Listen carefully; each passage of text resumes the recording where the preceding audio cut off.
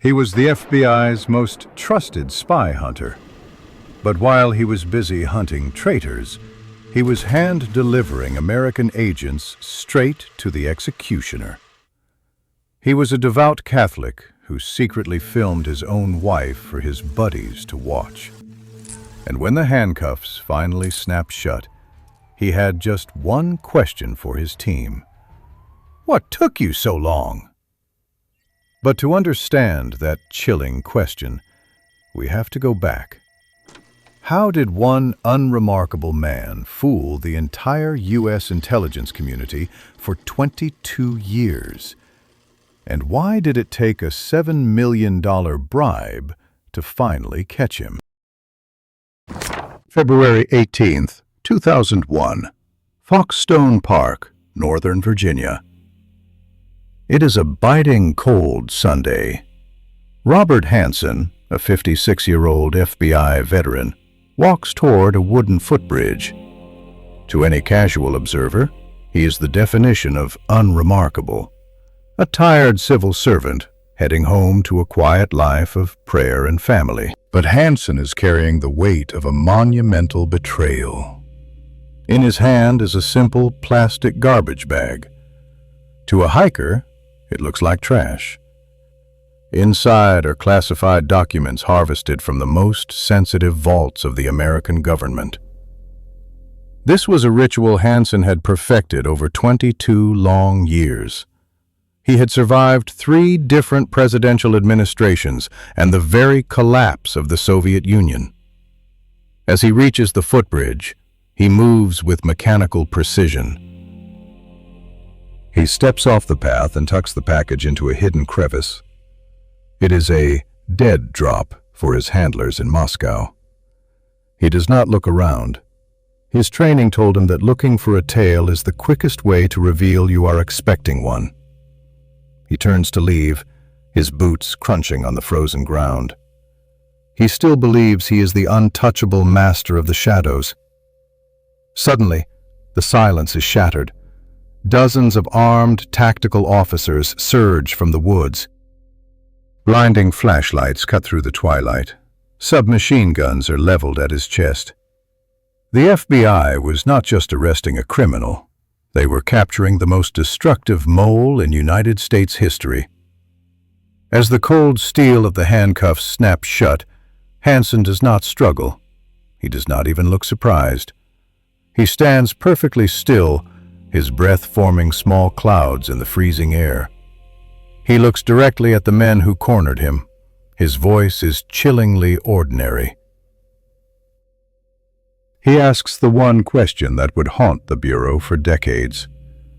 "What took you so long?" In that moment, the mask of the loyal agent fell away.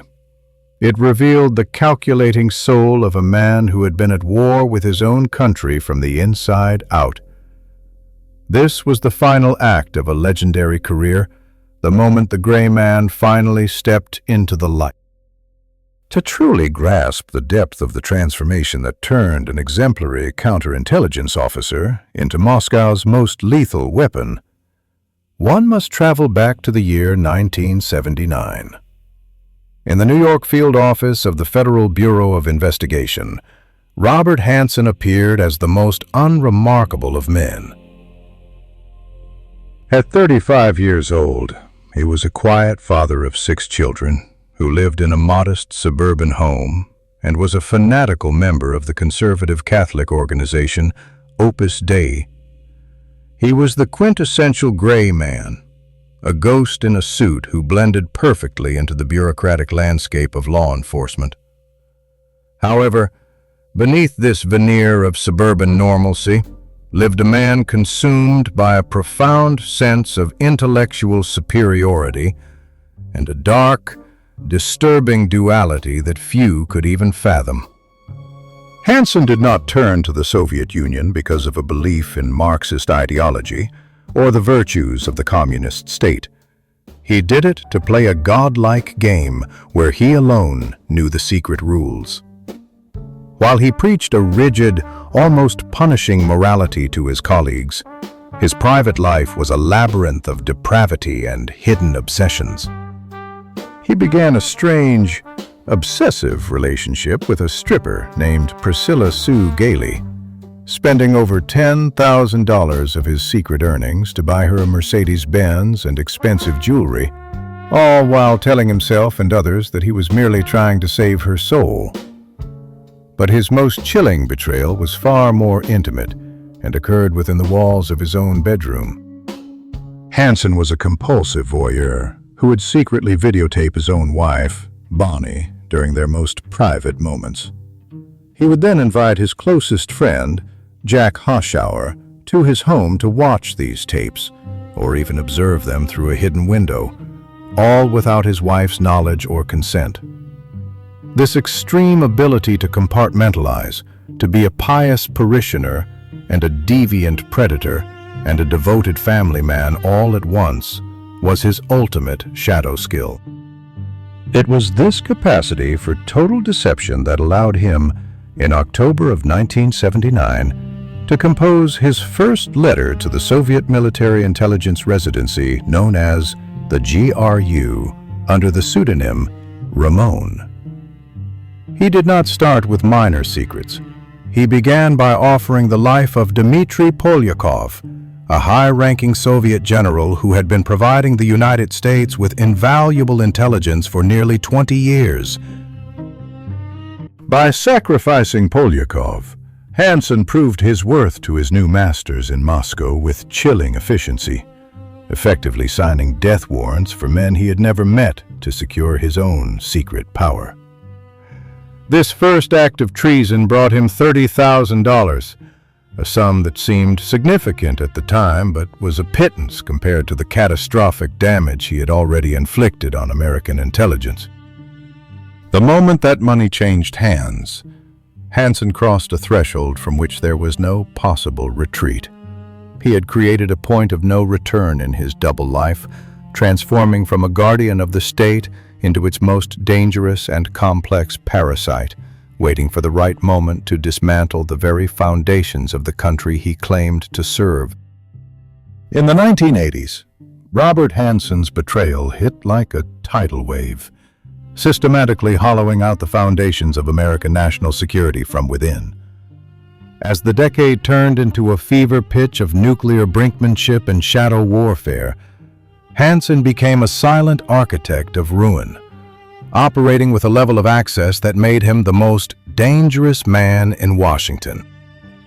One of his most staggering strikes against the intelligence community involved a multi-million-dollar engineering marvel known as Operation Monopoly.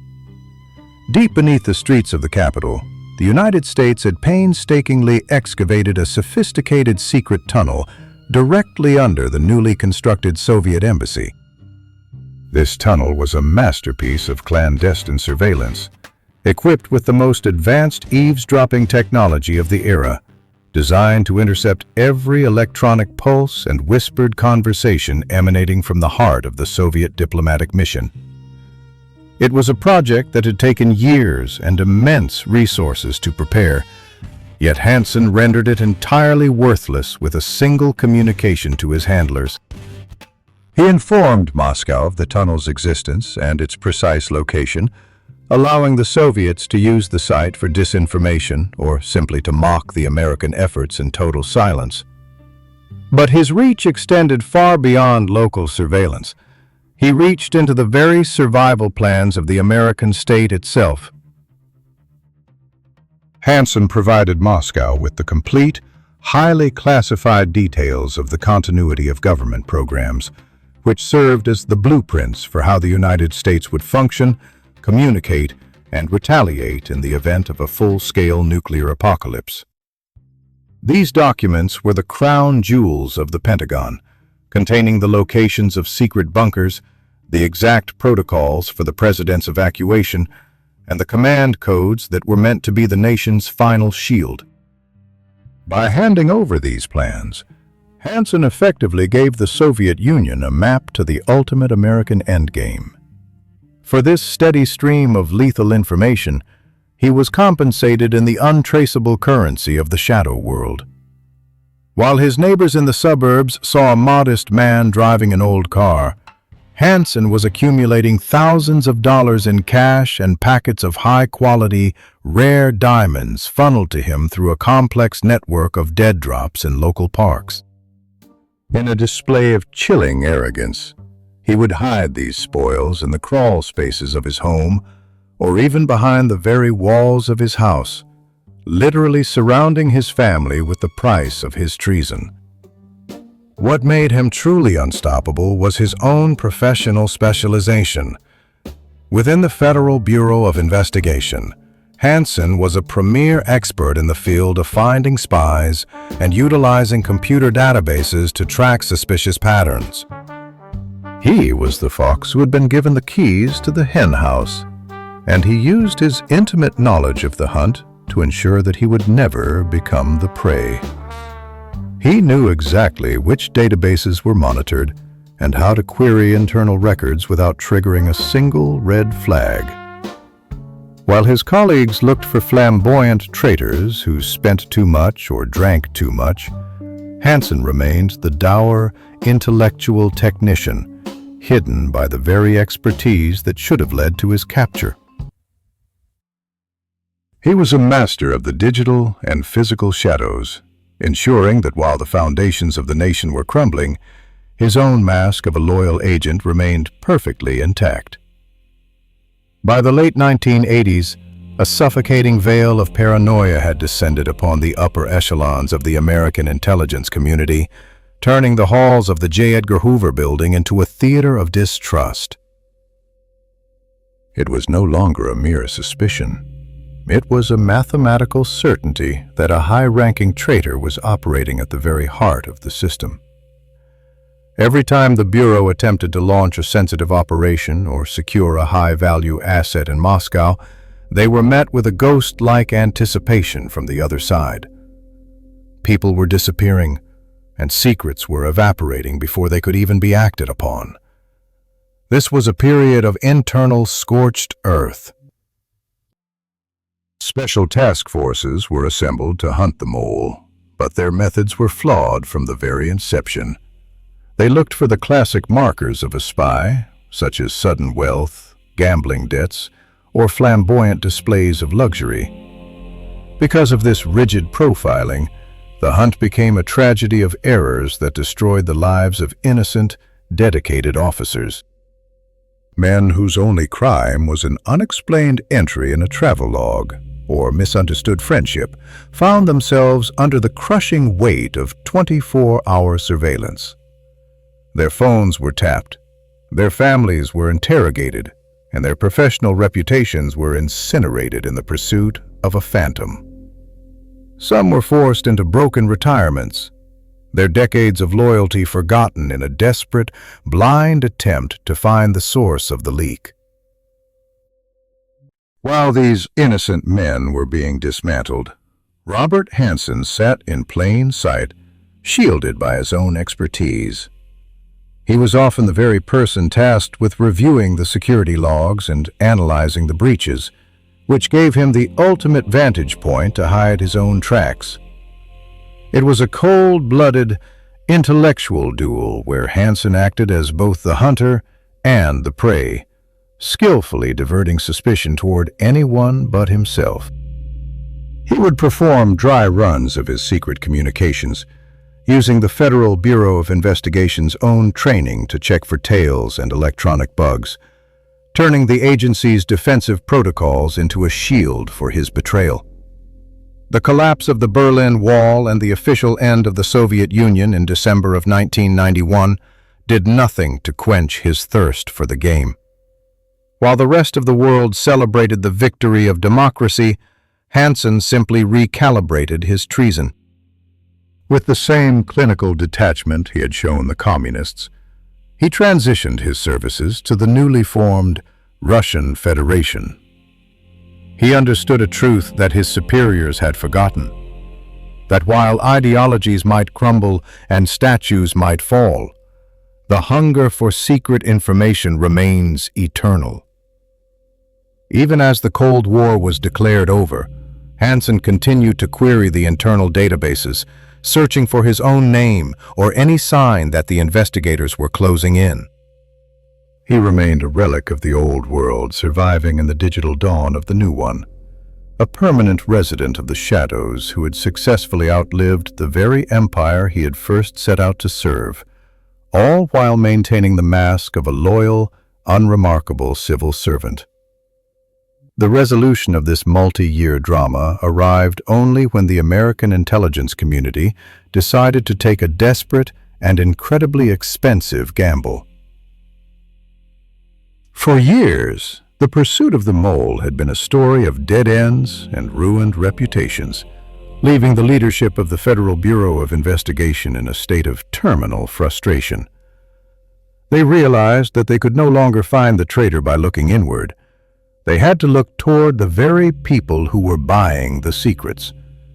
They were tired of chasing a ghost, so they decided to buy him. In an unprecedented and highly secretive move, the United States government authorized a payment of $7 million to a former high-ranking officer of the Russian Foreign Intelligence Service who claimed to possess the ultimate prize. This was a king's ransom, an astronomical sum paid for a single dossier that held the secrets of the man known only by the pseudonym Ramon. When the archive was finally secured and brought to a secure facility in the late autumn of the year 2000, it revealed a treasure trove of evidence that the most sophisticated American investigators had missed for over 2 decades. Inside the dossier, among the transcripts of clandestine communications, lay a simple plastic garbage bag that had once been used in a dead drop and a hidden audio recording of a telephone conversation. Forensic specialists were able to extract a set of clear, undeniable fingerprints from the surface of the bag, but it was the audio tape that provided the most visceral shock. When the recording was played, the voice was instantly recognizable to those who had worked alongside the suspect for years. It was the voice of a man who had sat in their meetings, shared their coffee, and critiqued their performance. The realization was a physical blow to the heart of the agency.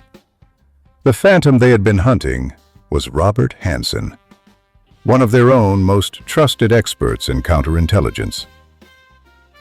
By the beginning of the year 2001, the investigation shifted into a massive, silent sting operation. The Bureau initiated a surveillance program of such staggering scale that it required the absolute secrecy of more than 500 elite operational officers. They created a fictional job for Hanssen at the new headquarters, placing him in an office that was secretly wired with hidden cameras and microphones, allowing them to monitor his every keystroke and every private moment of frustration. The team of watchers followed him in rotating shifts, using sophisticated tracking technology and undercover agents who blended into the background of his quiet suburban life. It was a supreme irony. The man who had authored the manuals on how to detect surveillance was now being hunted by more than 500 of his own students. Despite the massive net closing around him, Hanssen's arrogance remained his primary defense. He truly believed he was intellectually superior to the collective power of the organization he had betrayed. He continued to prepare for his next exchange, entirely unaware that the very protocols he had helped design were now being used to document every second of his downfall, leading him toward that final, fateful walk into Foxstone Park. Robert Hanssen spent the remainder of his natural life within the sterile, concrete confines of a solitary cell at the United States Penitentiary Administrative Maximum Facility in Florence, Colorado, a place often described as the Alcatraz of the Rockies. For over 22 years, the man who once held the keys to the most guarded secrets of the Western world was reduced to a mere number, confined to a space measuring only 7 by 12 feet. He lived in near total isolation, permitted only 1 hour of exercise a day in a walled outdoor cage, never again seeing the horizon or the world he had so meticulously betrayed. This was the final, quiet punishment for a man who had craved intellectual dominance and the thrill of the secret game. The silence of his long incarceration was only broken on the morning of June 5, 2023, when he was found unresponsive in his cell. At the age of 79, the man who had outlasted the Soviet Union and outmaneuvered the Federal Bureau of Investigation for decades finally succumbed to the passage of time.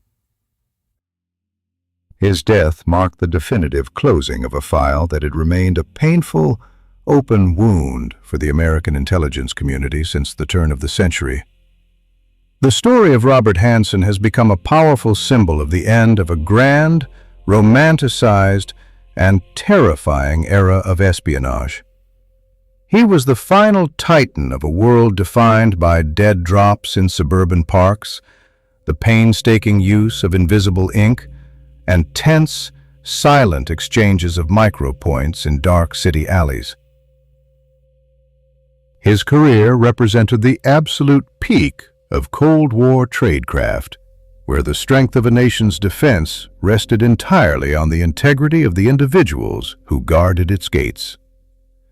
Today, the landscape of shadow warfare has transformed beyond recognition, migrating almost entirely into the ethereal realms of digital space, encrypted code, and the cold logic of neural networks. The spies of the current century rarely walk through parks with plastic garbage bags. They launch silent incursions from thousands of miles away, utilizing artificial intelligence to breach firewalls that did not exist when Hanssen first began his betrayal in October of 1979. Yet, despite this technological revolution, the image of the last spy of the Cold War serves as a haunting reminder of an eternal truth in the world of intelligence.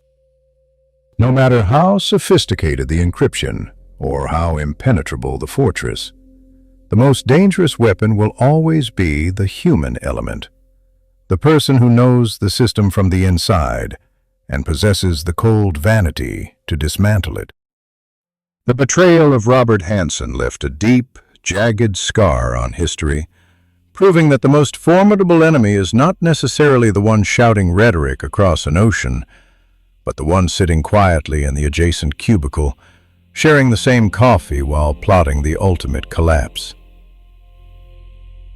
As we move further into a future dominated by cyber warfare and invisible algorithms, the legacy of the man known as Ramon remains a cautionary tale of pride and the devastating power of a single compromised soul. The final period has been written at the end of his long and dark chapter, leaving behind a world that is perhaps more vigilant, but also significantly more cynical, forever changed by the quiet man who sold the future for the price of his own secret vanity. Who is the Hanssen of today? With artificial intelligence and cyber warfare, is there a last spy, or are they just harder to catch? Subscribe for more stories from the shadows.